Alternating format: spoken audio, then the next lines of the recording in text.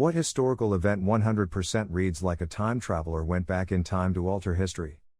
I might have found a time traveler in Irish mythology. There's a mythological druid called Mugruth. He is claimed to have lived for over 1,000 years, living during the reign of different kings. Okay, nothing unusual for Irish mythology there. But he flew in a machine called the Ordwell, which sounds like a helicopter. He wore a hornless bull hide and a bird mask, which sounds like a flight helmet / cap and respirator pilots use. He drove a chariot that blinded those who saw it, deafened those who heard it, had sides of glass and was daylight inside, and it killed whoever it struck. Chap was driving a car with high beams, beeping the horn, had lights on the inside and was running people over. Edgar Allan Poe writes about an event 40 plus years in the future. Basically, Poe writes about 4 people who are starving at sea, draw straws, and kill and eat the loser, cabin boy Richard Parker. 40-odd years later 4 people are adrift at sea in a lifeboat, one drinks seawater and goes into a coma. When they draw straws for who will be eaten, the coma guy gets the short straw in a development that surprises no one. And so the 3 other men kill and eat the cabin boy. Richard Parker. Seriously. Cyanide gas attack thwarted in Tokyo subway. 20,000 people could have died, but a worker found a burning gas bag in a toilet just before it mixed with another poisonous gas bag, just in time, and put them out. That was in Shinjuku Station. I was in that station that day, and that person might have saved my life. Probably not time travel, but very good timing. The Germans spent a lot of time and money developing a magnetic sea mine that probably would have significantly reduced England's ability to stay in the war, except they dropped a single one of the mines accidentally on an English beach, and also failed to arm it so none of the booby traps were active, and the British basically found out straight away how it worked and were able to cheaply build magnetic minesweepers.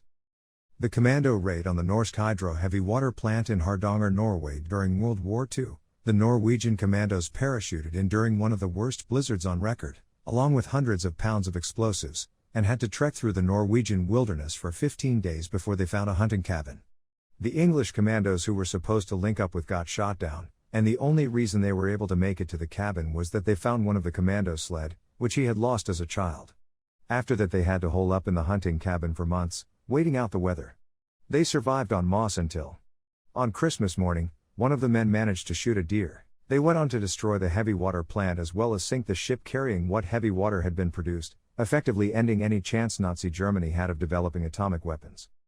The story is even crazier and less plausible than I've described, but I'm on mobile so I've left some things out. I always liked the one that a comic had an atom bomb in it pretty closely to bombs used in World War II, and they had it held up until it was used. Or that the writer of a science magazine wrote about it and knew where it was being built. When asked by federal agents how did he know, thinking he was a spy, he told them he knew where the research was being held because all of his magazine subscriptions had changed address to one facility in the desert where the scientists were living. I would say there is significant evidence Fidel Castro. Every single assassination attempt failed, sometimes because of wildly miscellaneous circumstances, including a sabotaged diving suit that somehow got miraculously switched with someone else, who ended up drowning in his place. Dude holds the world record for over 600 attempts, I believe. When the Athenians voted to execute a large group of war prisoners during the Peloponnesian Wars, many of those prisoners women and children, an entire city, a man whom nobody knew or heard of took the stage. His name was Diodotus, literally gift of God. He persuaded the Athenian people to reverse their decision, which they did. Before the messenger reached the soldiers to order them to kill the prisoners, another messenger had reached them in time to inform the commander that the Athenians had changed their mind and let them live. He designed the gearbox backwards to make any real version's wheels lock up and fail. This was a common method used in order to avoid people stealing your ideas. There was no patent system back in the day, so inventors often included intentional errors in their design so that if their work got stolen the product would not function. Secrecy was on a whole different level back then, which is also why there are many things we just don't know the recipe for. Like Greek fire and Damascus steel, woots, for example. Not that we can't reproduce something similar, but the original method of manufacture was a very guarded secret. A similar thing to porcelain and how it took a long time for the West to figure out the recipe. So yes, Leo probably knew how gears worked. Franz Ferdinand's assassination. It was so much happenstance, shenanigans, and tomfoolery that it's like a special achievement in a Hitman game. Bomb that fails to explode. Generals don't want troops lining the streets to protect the Duke cause their uniforms weren't clean. Assassin not sure what's going on decides to go to a sandwich shop on the corner to get some food. Everyone decides how to get the Archduke out of town but neglect to tell the driver where to go, so, when he doesn't turn, all the generals start yelling at him and he pops the clutch, throwing said generals off running boards, and the assassin just walks up and pops them both dead. Thank you for all the love. Wanted to add one more piece of info. My history teacher at university taught a history class covering between the American Civil War and World War I. For the assassination, he had recreated the entire downtown area of Sarajevo on 2 large pieces of plywood. The apple key running next to the Franz Josef Strasse, really detailed. We spent 6 weeks tracing the routes the assassins took to get there, where they stayed, etc. The big drop was at the end when our teacher told us, as part of his thesis on this, he went to Sarajevo in 1955 or so to finish his research, and one of his visits was to the World War I Museum in Sarajevo. While there, he was speaking to one of the staff and found out that one of the conspirators, as part of his life sentence, was obligated to be the museum director and ensure the museum stays in working order. He was able to spend a couple weeks with him and was a trove of information not seen in history books.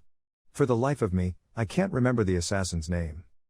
Digby and A Company managed to travel 8 miles in 7 hours while also taking prisoner 150 German soldiers, including members of the SS. During the battle, Digby wore his maroon beret instead of a helmet and waved his umbrella while walking about the defenses despite heavy mortar fire.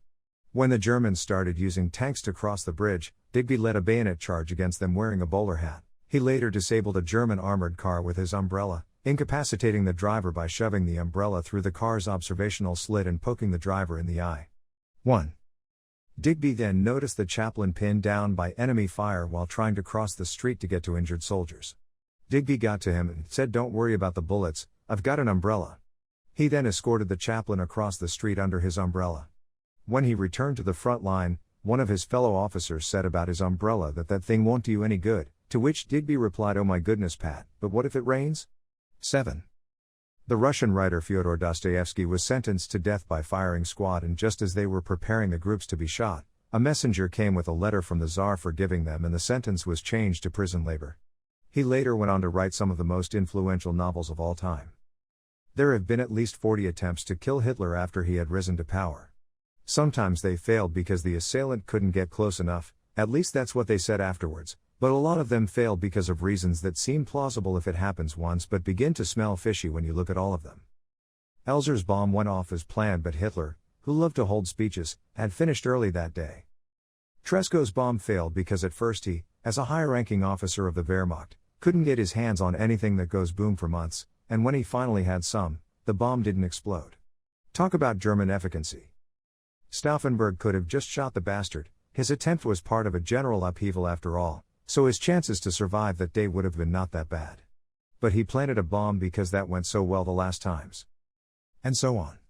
We will never know why, but somebody believed or even knew that a premature death of Hitler would have been even worse for the world than what we got. Or it was a wereaboo who wanted to see a tiger too. Who knows?